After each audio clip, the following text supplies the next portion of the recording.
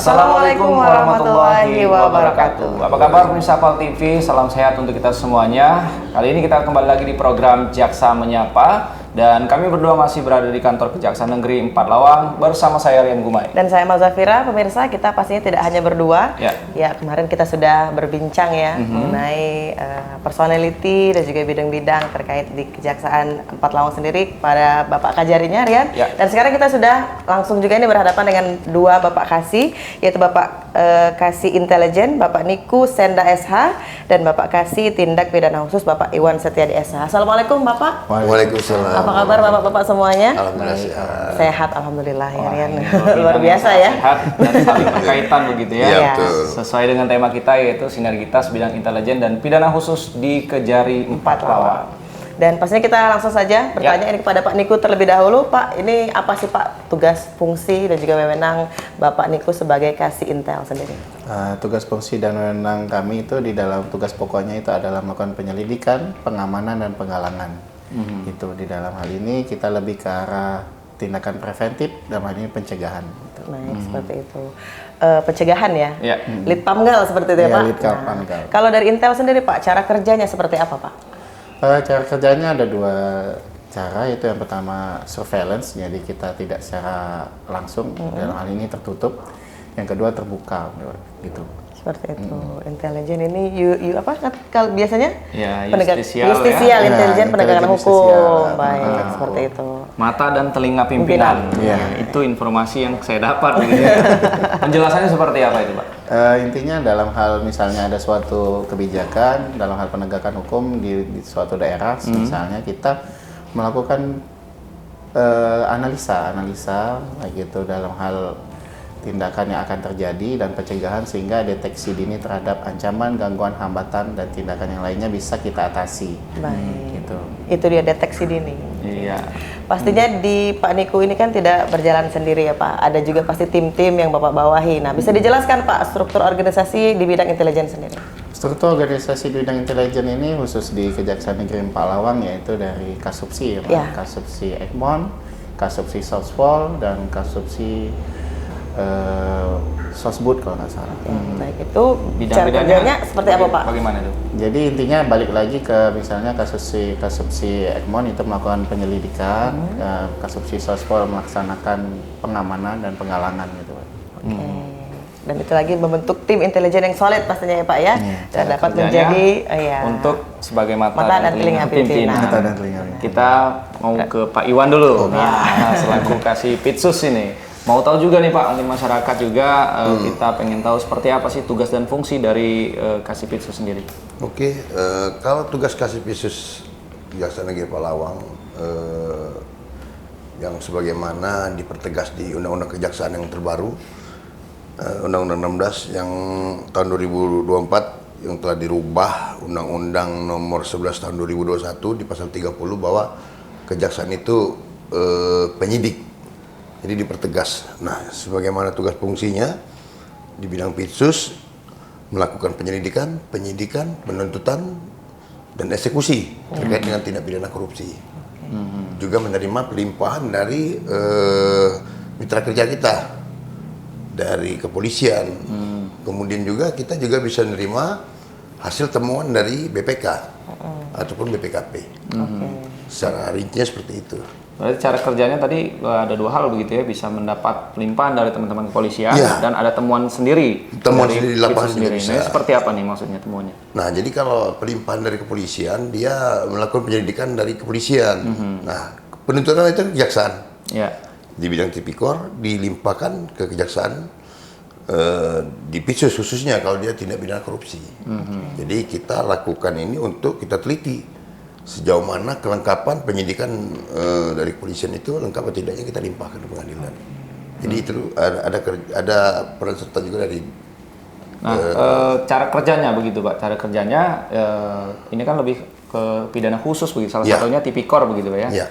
Apakah serta-merta langsung dilakukan penyelidikan atau penyidikan? Oh, tidak. Apakah ada ruang klarifikasi? Jadi gini, ada laporan, seandainya laporan dari masyarakat atau LSM masuk ke PTSP, disposisi pimpinan, seandainya ini ada bukti awal, diserahkan ke PISUS untuk ditelaah. Setelah ditelaah, kita buatkan telaah, disetujui pimpinan, kemudian diterbitkan sprint penyelidikan.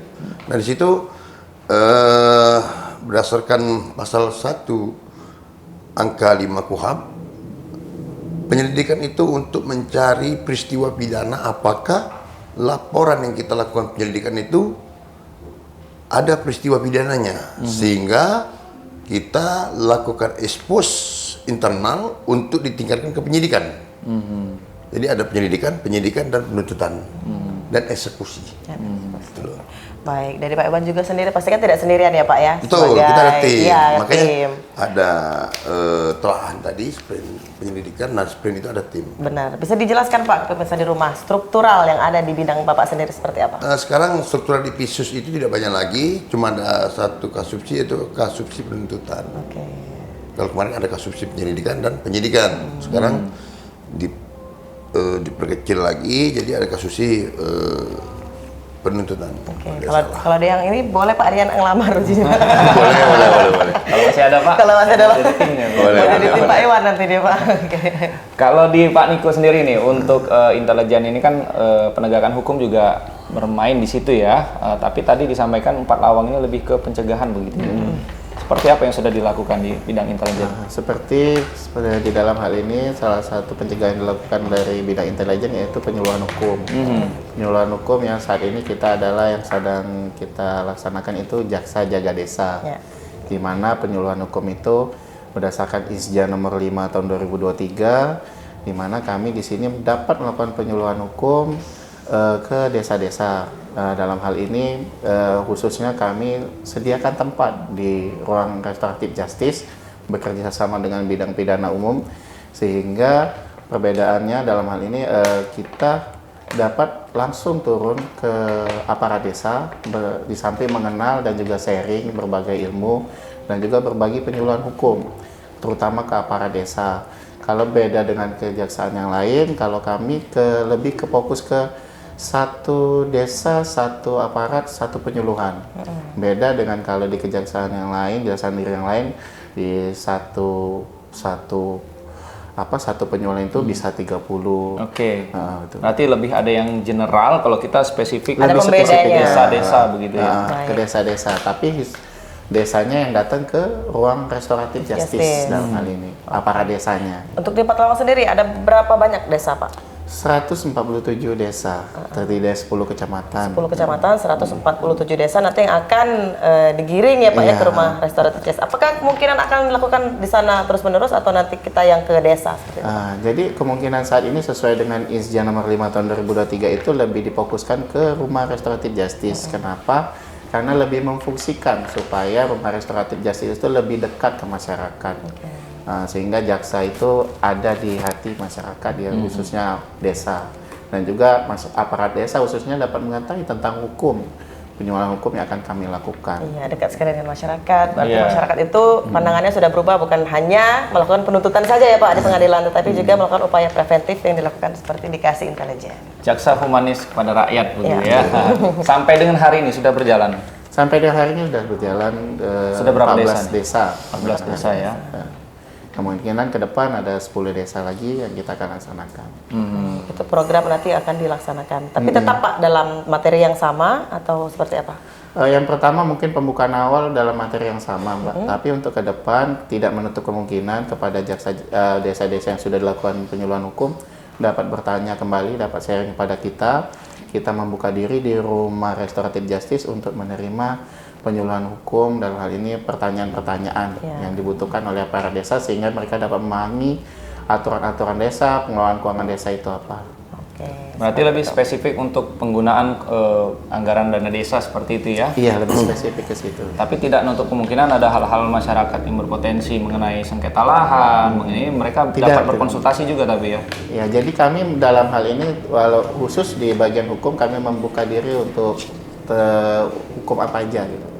Kalaupun ada yang mau bertanya tentang pidana, tentang perdata, ataupun masalah juga sengketa, kita bisa itu. Oke, membuka diri ya. Membuka diri. Kalau untuk dana desa nih mengenai anggaran ini sensitif juga nih, karena kaitan ke Pak Pitsus nih. Nah, lebih kemana nih? Apakah banyak ketidaktahuan dalam keawaman ya Pak ya? Anggaran dana desa sehingga pelanggaran administratif, atau ada unsur kesengajaan sendiri sehingga dilakukan penyidikan? Jadi gini ya, bahwa kita di Pitsus ini tidak juga menunggu dan mencari. Dalam artian kita juga harus cari data nih. Nah, namun terkait dengan dana desa itu kan ada MOU. MOU dari pusat ke provinsi ke kabupaten antara pemerintah daerah, kejaksaan dan kepolisian yang namanya APIP. Iya. Nah, jadi APIP ini dikemandui dari inspektorat ya. Nah, mereka bisa, misalnya ada laporan masuk ke kejaksaan atau intel ya, ataupun ke Pitsus sesuai petunjuk pimpinan, apa dikembalikan dulu ke APIP untuk dilakukan investigasi. Sehingga kalau seandainya ada temuan, itu kan ada waktu 60 hari. Jadi sehingga kepala desa ini untuk berkewajiban mengembalikan hasil temuan tersebut. Apabila sudah 60 hari lewat, kita kasih warning, kita kadang kolaborasi, gimana perkembangan, atau Intel bisa nanya ke Pitsus, Pitsus bisa nanya ke Intel, ya kan? Namanya kita satu wadah. Kalau memang 60 hari itu lewat, ya mohon maaf, kita akan lakukan penindakan. Baik. Tapi untuk sejauh ini Pak, bagaimana Pak Ada perkara yang beberapa, terjadi ada, di ya, Empat ada Lawang sendiri? beberapa yang kita kembalikan, dikembalikan. Ada juga yang sekarang lagi berjalan. Nah, itu kasus apa Pak? Bisa dijelaskan? Dana mungkin? desa, Desa Rantau Tenang, sudah ada waktu 60 hari dikasih warning sama inspektorat. Kan inspektorat hasilnya kan ke kita nih tembusan 60 hari kita itu lewat. Kita tanyakan, limpah ke kita, ya kita sidik. Sehingga sudah tahap ke penyidikan. Baik. Yang sudah berjalan Pak sampai dengan ke proses Desa pengadilan. Rantau Tenang, Kabupaten Pelawang. Tegas dari Pitsus menuntut maksimalkah? Kalau sekarang harus penyidikan, kalau tahun kemarin kita tegas 6 tahun itu. Oke. Karena kerugiannya cukup besar. Berapa kerugiannya? Kemarin 2 tahun itu hampir 600. 600 juta. Ya. Baik. Dan tidak ada pengembalian. Asetnya nggak ada, kan gitu. Jadi memang ada untuk ranah administrasi diberikan ruang 60 hari begitu Pak ya? Ya, itu undang-undang yang mengatur, MOU ya. Itu bukan dari kebijakan kita. Jadi memang ada MOU dari Mendagri, dari Kapolri, dan Jaksa Agung. Turun ke provinsi, kabupaten. Oke, tapi dari tindak pidana khusus, apakah yang di Empat Lawang ini menangani perkara korupsi saja ataupun ada perkara lain? Kalau untuk sekarang kita hanya menangani perkara korupsi ya. Kalau pencucian uang belum ada, ya belum ada. Perpajakan juga Belum ada ya, karena Empat Lawang belum ada perkara yang seperti itu. Ya, baik. Tapi sejauh ini memang masih berkutat ya Iya, di bidang betul. korupsi sendiri. Baik. Pak Niku, nah wilayah administrasi yang sangat lumayan signifikan ya. Pengen melihat situasi agar tersampaikan kepada masyarakat, fungsi intelijen ini seperti apa? Ya itu dalam hal ini ya diharapkan kepada fungsinya ke penyuluhan itu tadi, balik lagi ke intinya kami memberikan pemahaman kepada aparat desa supaya lebih memahami, jangan sampai ada aturan atau ada peraturan yang dapat mengakibatkan kerugian negara. Peranan sosial media sendiri yang mudah tersentuh sampai lapisan masyarakat paling pelosok begitu? Peranan sosial yang sampai ke masyarakat ya. Dalam hal ini paling kita melakukan selain jaksa jaga desa tadi, kita juga masukkan jaksa masuk sekolah juga lebih ke arah ke penyuluhan ya, nggak bisa ini kita. Baik. Dari intelijen sendiri Pak, pernahkah Pak bocor rahasia Pak? Alhamdulillah.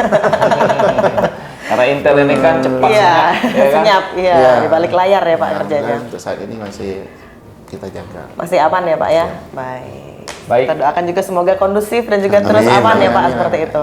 Iya, kita mau dengar ya Pak, apa himbauan terakhir dari Pak Niku kasih Intel di Kejari Empat Lawang? Himbauannya supaya cepat, tepat, dan akurat. Wah, itu biasa. mutu intelijen banget ya. Intelijen banget. Kalau dari Pak Iwan? Kalau saya sebagai Kaspitsus, harapan saya untuk Kabupaten Pelawang begitu juga perangkat desa. Ya. Gunakan keuangan negara, dana desa sesuai dengan kebutuhan dan jangan keluar dari situ. Kenapa? Kalau udah keluar dari situ akan repot sendiri. Kami akan siap berkolaborasi dengan Intel, ya kan? Dan bakal ketemu Pak Iwan. Pasti, pasti.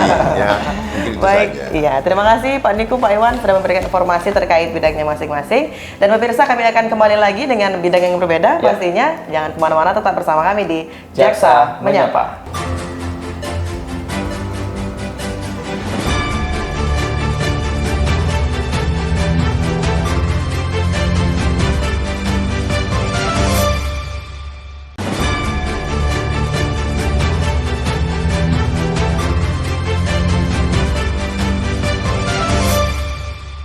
Ya, terima kasih pemirsa masih bersama kami di Jaksa Menyapa, dan di segmen kedua ini kita sudah kehadiran narasumber yang berbeda bidangnya, namun masih di kantor Kejaksaan Negeri 4 Lawang.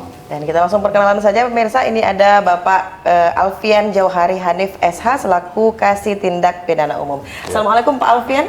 Waalaikumsalam. Sehat ya Pak? Alhamdulillah. Alhamdulillah sehat. Nah, kita sapa juga pemirsa yang di sebelah Pak Alfian ada Bapak Aidil Fitriansyah SH selaku Kasih Pengelolaan Barang Bukti dan Barang Rampasan. Assalamualaikum Pak Aidil. Waalaikumsalam warahmatullahi wabarakatuh. Sehat ya Pak? Alhamdulillah sehat. Ya, sehat galau ini Cerian. Iya. Sinergitas bidang yang saling berkaitan gitu benar ya. sekali. Iya, benar-benar. Nah, satunya menuntut, satunya ngawal eksekusi gitu ya. Nah, ini pengen tahu nih detailnya seperti apa tugas dan fungsi dari Kasih Pidana Umum sendiri. baik. Pak Alfian. Terima kasih Pak. Tugas dan wewenang tindak pidana umum yaitu melaksanakan dan mengendalikan perkara tindak pidana umum, baik itu pra penuntutan, penetapan hakim, dan putusan pengadilan. Tugasnya seperti itu ya. Tapi kalau Bapak kan tidak berdiri sendiri nih Pak, selaku Kasih ada tim-tim yang Bapak bawahi pasti. Bisa dijelaskan juga ke pemirsa di rumah struktural yang ada di bidang. Struktural tindak pidana umum ada Kasubsi 1 orang, terus anggota Pidum ada 9 orang. Baik. Banyak juga ya artinya yang ikut support gitu ya kan. Kemudian untuk perkara ini sendiri Pak di bidang pidana umum ini ya. Seperti apa? Apakah ada yang mendominasi ataukah sama rata? Dan perkaranya apa aja nih Pak? Perkara di khususnya pidana umum di 4 Lawang ada perkara narkotika. Perkara narkotika itu tahun 2023 ini sudah 30. Perkara pencurian 35, perkara pencabulan 15, dan perkara senpi ada 5. Jadi yang paling dominan di perkara pidana umum di 4 Lawang ini pencurian. Ada 35 perkara. Curat dan curas ya Pak? Iya, Seperti itu. 365, curas, begal gitu kan, melikup di pencurian itu. Dari pelimpahan teman-teman penyidik nih Pak, banyak sebenarnya yang curas dan curat yang dimaksud ini di daerah mana saja Pak? Kebanyakan curas begal itu di daerah Ulu Musi. TKP-nya banyak di sana Pak? Banyak di sana, Ulu Musi, Paiker, dan di Muara Pinang. Dikarenakan gara-gara apa itu Pak? Apakah letak geografis mereka yang mungkin terbilang sepi atau seperti apa? Kemungkinan masyarakatnya masih dibilang apa ya namanya tuh ya, primitif gitu, terus kondisi daerah di sana masih sepi dan pendidikannya mungkin masih banyak kurang. Belum rata seperti itu ya Pak ya. Baik, kita beralih ke sebelahnya. Nah, Pak Aidil, seperti apa nih Pak tugas, fungsi dan wewenang selaku Kasih BB? Jadi tugas dan fungsi pengelolaan barang bukti dan barang rampasan itu pada intinya hanya mengelola barang bukti yang dari tindak pidana umum dan tindak pidana khusus. Kemudian fungsinya yang paling utama kalau di pengelolaan barang bukti itu menjaga barang bukti itu tidak hilang nilai ekonomisnya. Karena kan barang bukti tersebut pada akhirnya ada 3 macam. Bisa kita musnahkan. Kalau kita musnahkan kita nggak perlu terlalu mengelolanya. Tapi kalau barang bukti dikembali kepada orangnya, ada korban. Nah itu kan nanti kalau nilai ekonomisnya berkurang, nanti takutnya pihak yang sudah menjadi korban, kok barang bukti kami jadi berkurang nilainya. Mungkin kami bisa kan dengan kalau kendaraan bermotor kami cuci, Kalaupun ada perintah dari hakim segera dikembalikan karena sudah menunggu putus lama, ada penetapan kita kembalikan. Dan yang paling penting ini yang dirampas untuk negara. Nah, itu kan jadi PNBP kita, keberapaan kita. Itu yang paling penting. Jadi kita harus benar-benar kita jaga, kita rawat agar ketika nanti kita akan eksekusi atau dilelang itu tidak banyak turun nilainya. Itu yang paling penting tugas barang bukti itu, menjaga barang bukti tersebut jangan sampai. Cuman barang bukti yang lain nggak terlepas juga, misal masalah narkotika itu penting. Kita kan nggak tahu, tahu itu kan hitung-hitungannya harus benar, jumlah beratnya nanti berkurang. Seperti itu kira-kira. Berarti ini lebih ke mengelola seperti itu ya Pak ya. Pasti kan bisa dijelaskan juga pemirsa di rumah Pak struktural yang ada di kalau di seksi barang bukti dan barang rampasan itu ada 2 bidang, subseksi namanya. 1 subseksi barang bukti, 2 subseksi barang rampasan. Itu cuma subseksi barang bukti 1 orang, subseksi barang rampasan 1 orang. Sebenarnya itu berkaitan karena semua barang itu masuk ke kita namanya barang bukti. Ketika ada putusan nanti bisa berubah namanya barang rampasan kah? Atau barang yang dikembalikan kah atau barang temuan. Jadi awalnya semuanya barang bukti dan kemudian nanti baru berubah menjadi barang rampasan. Sesuai kalau diomongin Pak BB ya Pak ya. Siap. Banyak berarti BB-nya Pak. Nah, untuk kita sampai dari Januari sampai dengan bulan Juli ini 63 perkara. 63 perkara. Yang terutama paling dominan perkara narkotika, itu jenis ganja. Dan itu biasanya semuanya dimusnahkan kan? Kalau yang itu sampai sekarang semuanya dimusnahkan. Belum ada untuk tempat lain. Karena untuk tempat lain itu butuh proses yang panjang dari pemerintah, betul. Jadi semuanya sampai saat ini dimusnahkan. Untuk yang terakhir juga ya Pak tahun 2022 yang tangkapan besar. Sudah dimusnahkan itu hampir 1 ton itu. Tapi pemusnahannya bukan di kejaksaan, tapi kita pas pada waktu di penyidikan. Tapi sebagian sisanya 10 kilo kita musnahkan. Disaksikan juga oleh Forkominda setempat. Oke, seperti itu. Jadi banyak juga yang langsung dimusnahkan, tegas persoalan narkotika tidak pandang itulah bulu iya, kita takutnya nanti kalau 1 ton itu kelamaan penyimpannya gimana? Lebih baik disaksikan, tapi di acaranya disaksikan oleh seluruh Forkominda dan aparat penegak hukum lainnya. Benar. Baik. Nah, kalau kita ke Pak Alfian, Pak, kalau untuk sekarang sidang masih dilakukan secara online kah atau sudah offline? Karena mengingat tadi sidangnya di Lahat ya Pak, seperti itu. Untuk sidang sekarang masih online, Ibu, dikarenakan jarak tempuhnya masih jauh kan. Kita pengadilan belum ada di sini, pengadilannya ada di Lahat dan jarak tempuhnya 1,5 jam, jadi masih bisa sidang online. Paling kendalanya untuk sidang online ini yaitu infrastruktur listriknya, Pak, Bu. Infrastruktur listriknya itu sering mati lampu. Jadi pada waktu mati lampu itu sinyal hilang. Nah, nggak lama lagi setengah jam hidup baru dimulai lagi persidangan. Itu kendalanya. Kendala yang seperti itu kan berpengaruh juga untuk beban pembuktian ya di persidangan begitu bagi seorang jaksa untuk menuntut. Iya, betul. Jadi agak terkendala gitu loh. Ada jeda pada waktu mati lampu kita pending, jadi begitu hidup lampu kita mulai sidang lagi. Paling itu aja, cuman menggali keterangan saksi terdakwa ini mempengaruhi sinyal juga berarti ya? Iya, betul. Nah, untuk persidangan saksi-saksi kita panggil ke 4 lawang. Nah, terus untuk tahanan masih di lapas gitu loh. Dititipkan begitu Pak ya? Dititipkan. Oke. Itu kan ultimum remedium begitu Pak ya, upaya terakhir kalau penegakan hukum. Nah, yang digaungkan dari pimpinan Kejagung selaku pimpinan yang mengarahkan tentang restoratif justice. Implementasinya di bidang pidana umum sudah hari ini diterapkan? Ya. Untuk restoratif justice sudah kita terapkan ya. Tapi untuk sekarang masih belum ada produknya. Jadi nanti kita mungkin bulan depan mau ada, kita gali lagi restoratif justice-nya gitu. Jadi banyak juga ya wacana yang belum terrealisasi ya. Betul. Lagi untuk restoratif justice. Baik. Betul. Kalau ke Pak Aidil nih Pak, selaku Kasih BB ya, dan pastinya ada pengelolaan yang akan dilakukan. Nah, ada juga penerimaan negara bukan pajak. Nah, kalau untuk dari PNBP-nya sendiri seperti apa Pak di bidang BB? Kalau sampai saat ini yang kita terima baru ada untuk barang rampasan. Ya. Barang rampasan itu ada macam-macam. Kalau berupa uang kita nggak perlu lagi proses lelang atau langsung kita store. Ya. Berarti itu dari Pitsus ya Pak? Uang rampasan. Dari Pitsus belum ada. Oh, belum ada. Belum ada uang rampasan dari pidana umum, dari perkara narkotika. Itu ada 2 perkara sudah kita setor ke bank, ke negara sebesar 400.000, lebih kurang 400.000. Dan kami juga akan melakukan pelelangan, dan saat ini sudah dalam proses pelelangan. Ya. Ada 4 perkara, ada 1 mobil, 4 motor, dan 53 liter minyak solar. Tapi itu belum, mungkin dalam waktu dekat ini akan kita laksanakan lelangnya. Nah, sudah gitu.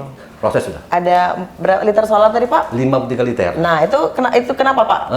Bisa disita? Jadi itu terkait masalah beli minyak tanpa izin. Oke. Menimbun begitu ya? Menimbun. Pada saat para pelaku itu, bukan para pelaku, satu pelaku membeli minyak secara terus-menerus menggunakan mobil Panther. Kemudian pada saat itu ada tim razia dari pihak kepolisian melakukan penangkapan dan dimintakan surat izin, ternyata tidak ada. Tidak ada izinnya.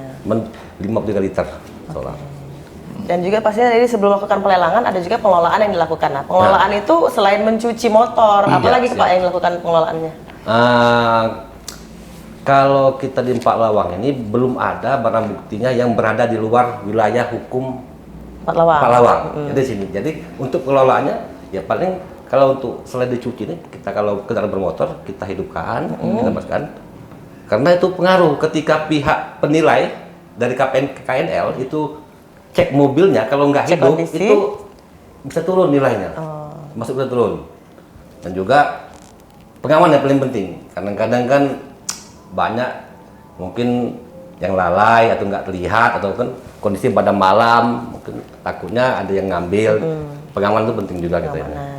Dari tadi kan sudah ada pengawasan juga Pak ya, menghidupkan mesin seperti itu agar nilai jualnya tetap pada nilai yang. Iya, kalau menurun berkurang nggak terlalu jauh. Baik. Kalau menurun jauh itulah tadi implementasinya berkurang juga PNBP-nya. Iya. Itu untuk keuangan denda ya Pak ya. Negaranya kurang.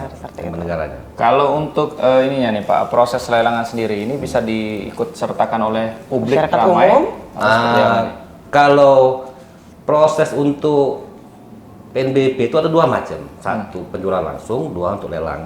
Penjualan langsung itu nilai yang dinilai di bawah 5 juta.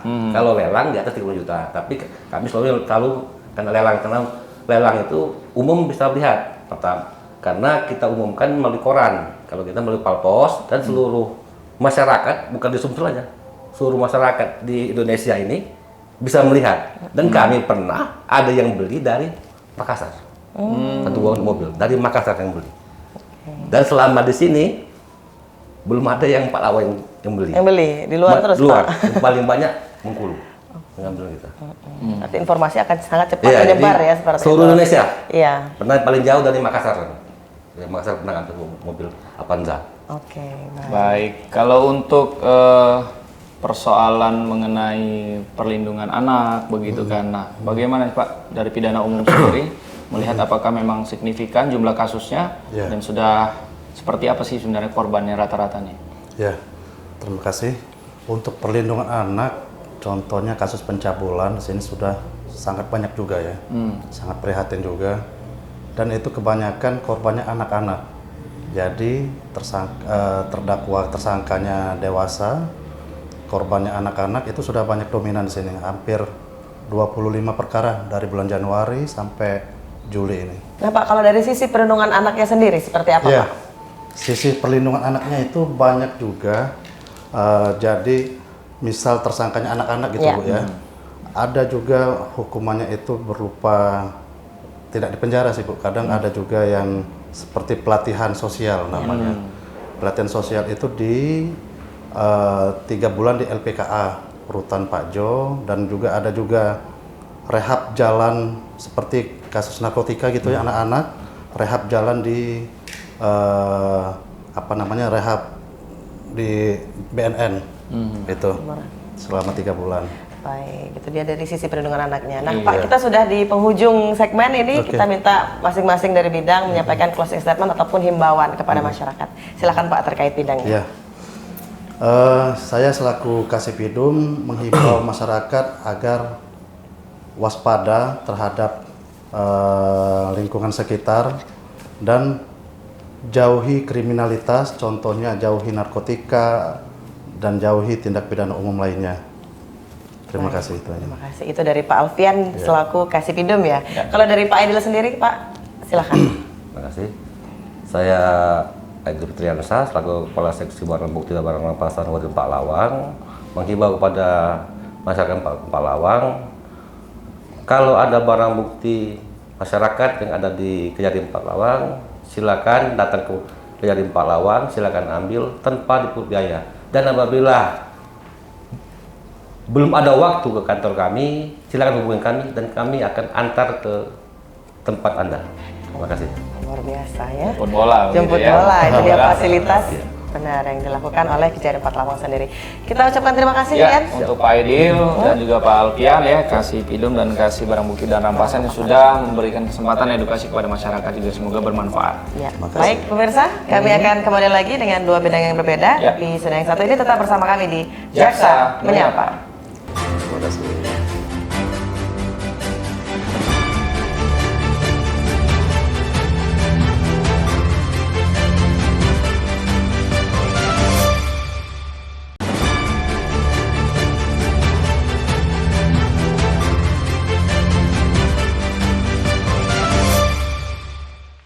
Terima kasih pemirsa PAL TV, Anda masih bersama kami di Jaksa Menyapa, dan kita sudah di segmen terakhir, segmen ketiga, tapi ada bidang lain juga yang masih ingin kita tanya, ini Rian, terkait dengan bidang pembinaan dan juga perdata dan tata usaha negara atau Datun. Langsung saja kita berkenalan dengan bapak-bapak yang ganteng hari ini. Iya, ada Bapak Kadek Agus Dwi Hendrawan SHMH selaku Bapak Kasih Datun ya Pak. Selamat pagi Pak. Pagi. Iya, apa kabar? Baik. Iya. Sehat ya Pak ya? Sehat. Baik, kita langsung Ya, Pak Kadek ini berarti namanya Bali ya? Bali. Iya, Oke. Berarti putra daerah Bali ya Pak? Putra daerah Bali. Asli, Iya. oke. Kita langsung Di berkenalan juga. sebelahnya ada Pak Kasubag Pembinaan ya, Ya. Betul. Pak Zainal Mutakin SH. Sehat Pak? Alhamdulillah sehat. Oke. Kalau Pak Kadek dari Bali, kalau Pak Zainal dari mana Kalau Pak? saya kebetulan dari Sunda, Jawa Barat, Sumedang. Oh, Oke. Akang, buat Akang Zainal kita Zainal. panggil. Lengkang ya? Langsung saja kita bertanya kepada Pak Datun terlebih dahulu. Ya. Nah, silakan Pak, ini apa saja fungsi, tugas, fungsi serta wewenang sebagai Kasih Perdata dan Tata Usaha Negara? Oh iya, makasih sebelumnya. Tugas dan wewenang Perdata dan Tata Usaha Negara di Kejaksaan Negeri 4 Lawang ini adalah memberikan penegakan hukum, bantuan hukum, pertimbangan hukum, dan tindakan hukum lainnya. Oke, seperti itu. Banyak ya, ada 4 atau Ada 5. 4, Oke. Seperti yang kita kenal berarti Jaksa Pengacara Negara. Iya, betul. Dan adakah tim-timnya Pak di bawah struktural organisasi yang ada Bapak bawahi? Kebetulan di bidang saya sendiri ada 3 JPN, tapi semua jaksa itu bisa menjadi JPN atas surat penunjukan dari Kepala Kejaksaan. Oke. Seperti itu. Semua jaksa. Kalau Rian termasuk nggak Pak? Katanya jadi mau juga Pak. Bisa, kalau memang sudah jadi jaksa. Katanya urusan hukum yang lain-lain tadi. Bisa. Iya. Dengan hukum lain. Yang lain-lain ini apa aja Pak? Nah, boleh Pak dijelaskan. Kalau yang lain-lain ini pertimbangan hukum, pelayanan hukum, seperti itu. Nah, jadi warga masyarakat yang butuh bantuan hukum terkait dengan masalah tanah, perkawinan, Perdataan atau seperti itu ya, Pak? Perdataan, seperti itu Mbak. Kan ada 2 kata begitu ya, perdata dan tata usaha negara. Betul. Mungkin lebih dispesifiknya seperti apa biar masyarakat paham. Perdata ini terkait dengan mengenai masalah gugatan ya Mas ya.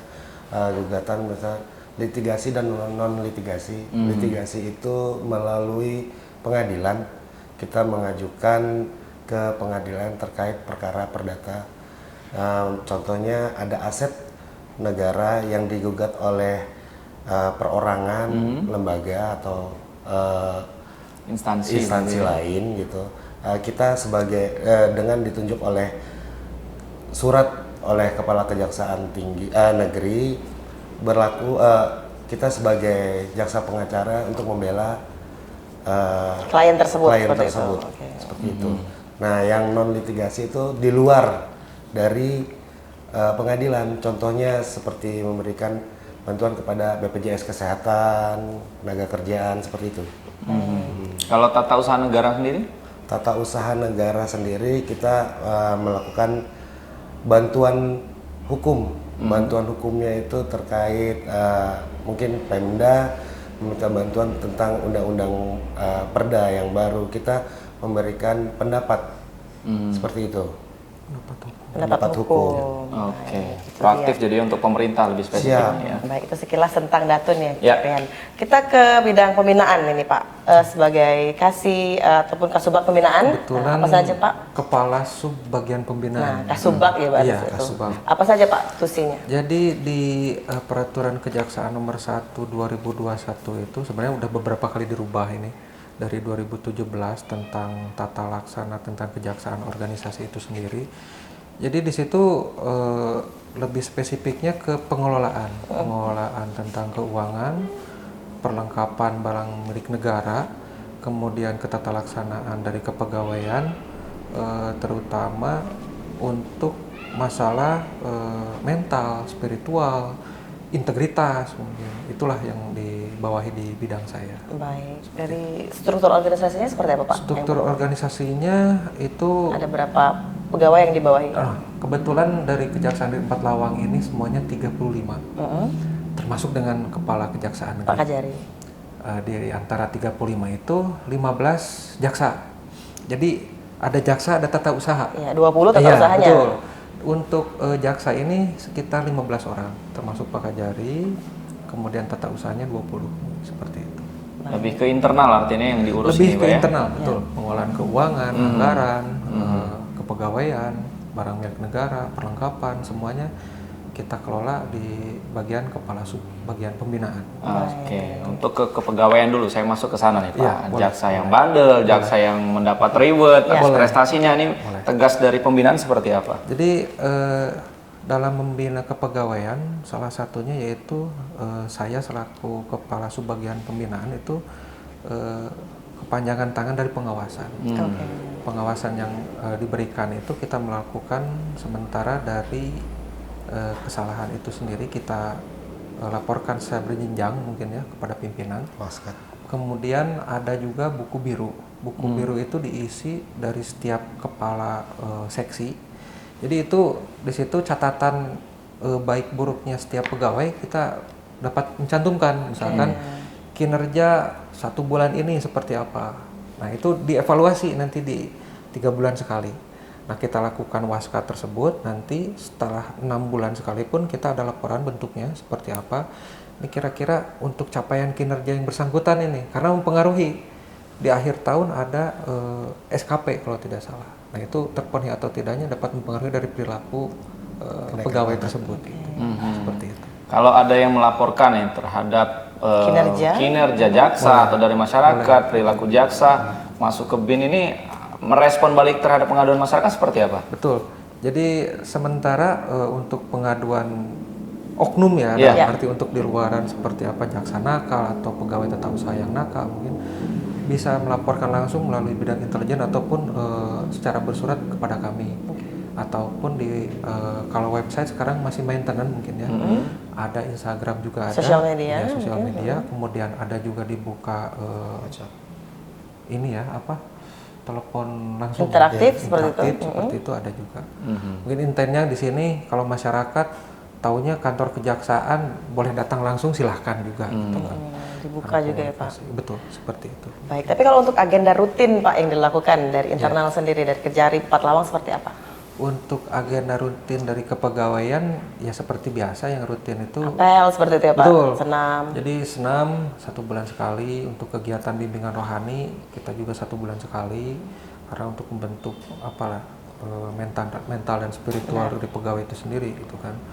Kemudian selain daripada itu ada juga mungkin kami inovasi-inovasi tentang kepegawaian, mungkin dilihatnya dari apa ya, dari beberapa aplikasi mungkin. Jadi aplikasi itu dibebankan kepada personnya sendiri untuk mengisi, contoh ada kegiatan apa, jadi mereka bisa laporkan langsung. Secara berjenjang juga itu tentunya. Laporan kinerja seperti itu Pak? Betul, laporan kinerja, apapun itu. Lapkin ya, seperti yang kita laporan kinerja ya, untuk menjaga integritas tadi. Betul. Ya. Karena kita harus harus didukung dengan bukti pendukung yang lain gitu.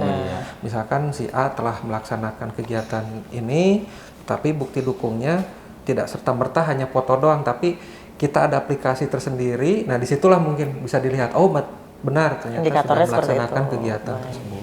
Nah, kalau kita ke Pak Datun lagi nih Pak Ade.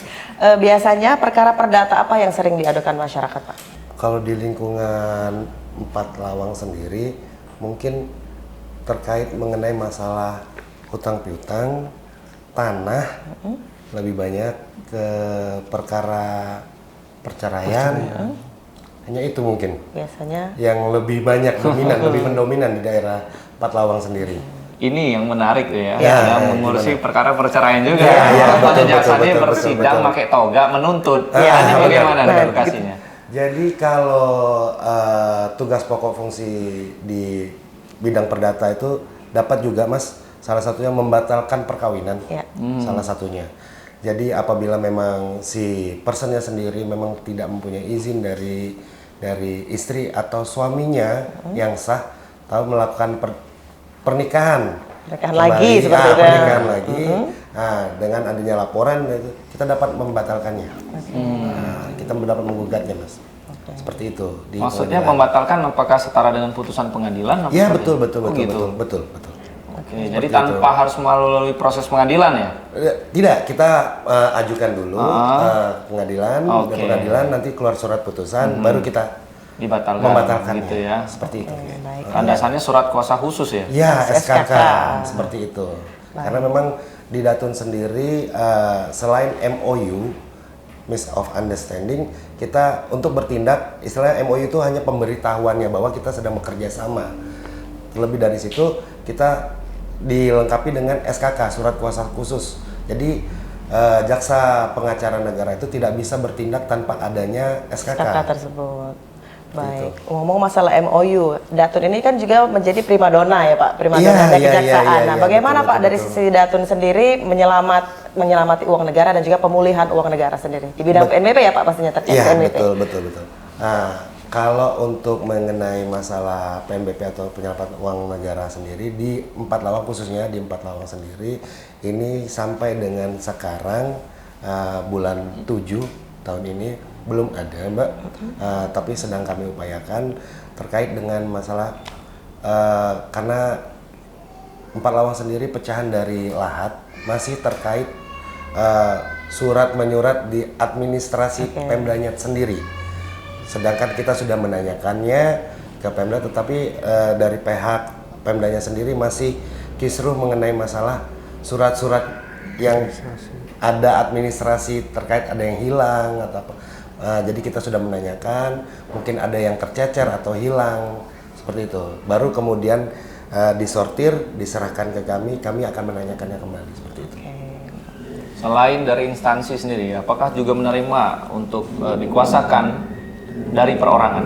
Kalau dari perorangan mungkin tidak ya Mas ya, karena JPN itu bertindak untuk negara Mas, sebagai pengacara negara itu BUMN, BUMD seperti itu. Kalau perorangan sendiri mungkin kami lebih mengacunya ke pelayanan hukum, pelayanan konsultasi. Jadi kami hanya menyarankan Mas, memberikan informasi kepada masyarakat bagaimana tahapan-tahapan yang akan dilalui. Terkait dengan konsultasi, adakah Pak hotline yang bisa dihubungi masyarakat sendiri untuk mengadukan konsultasi ke JPN? Untuk hotline-nya sendiri kebetulan seperti yang sudah disampaikan oleh Pak Kasubag Bin tadi, untuk websitenya sendiri mungkin kita masih maintenance ya. Tapi kalau untuk mungkin mereka datang langsung seperti yang sudah-sudah, memang warga Empat Lawang kebetulan datang langsung ke kantor Kejaksaan Negeri. Baik. Berarti melalui PTSP terlebih dahulu. PTSP atau mungkin via telepon, Mbak. Langsung, karena memang setiap spanduk atau selebaran kami memiliki mencantumkan nomor handphone. Oke, seperti itu. Kalau untuk posisi di Datun sendiri yang sudah banyak membantu negara untuk pembebasan lahan tuh pernah terjadi kah? Kalau untuk di Empat Lawang sendiri belum ada Mas, belum ada karena memang sampai dengan sekarang itu belum ada yang gugatan yang masuk seperti itu. Oke, baik. Dan terakhir nih kita ke Pak Zainal. Untuk kepegawaiannya sendiri Pak, terkait kepegawaian, adakah sistem pengusulan pangkat seperti itu? Kenaikan masuknya gaji, nah melalui aplikasi ataukah masih secara manual Pak? Jadi alhamdulillah Mbak, jadi berkembangnya teknologi informasi ya. Dari zaman dulu itu ada SIM kari. Jadi yang saya tahu SIM kari itu berbentuk komputer fisik mungkin ya. Alhamdulillah sekarang berkembang menjadi beberapa aplikasi.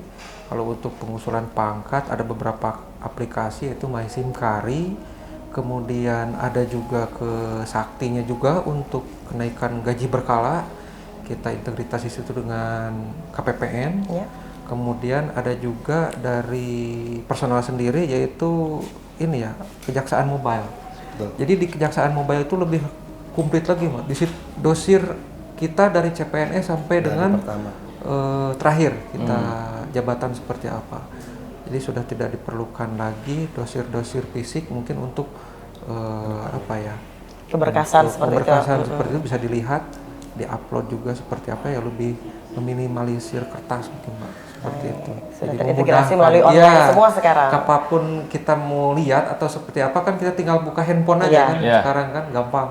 Perlu SK, perlu apa, tinggal kita lihat, capture, udah selesai. Jadi transparansi itu memang dibuka seluas-luasnya. Siapapun jaksa yang akan mendapatkan kenaikan pangkat. Betul.